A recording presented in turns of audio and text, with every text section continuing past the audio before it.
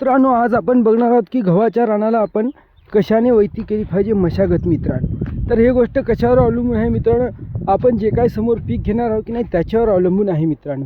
जसं की कोणी हळद घेत असेल, बेडवर सोयाबीन किंवा केळी, तर मित्रांनो त्याच्याकरिता आपल्याला शेतामध्ये भरपूर मशागत हवी आहे, कारण आपल्याला बेड मारायचा असतो आणि सर्वसाधारण मशागतीवर काम आपलं भागत नाही. तर म्हणून मित्रांनो आपल्याला उत्तम रीतीची नांगरटी किंवा 2 वेळेस आडी उभी पंजी करून घ्यावी लागेल. हे काय व्हिडिओद्वारे सांगायची गरज नाही, सर्व शेतकरी जन्मतः शेती करत असल्यामुळे हे काय सांगायची गरजच नाही.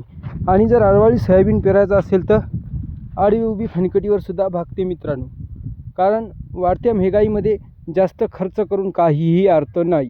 एक वेळेस फणकटी केली, नंतर वखरून जरी सोयाबीन पेरलं आपण तरीही उत्तमरित्या सोयाबीन येते आणि जे काय मूलद्रव्य अन्नद्रव्य असतील ते आपले वरीच राहतात मित्रांनो. म्हणून हेच गोष्ट आपल्याला जास्त फायदेशीर ठरते.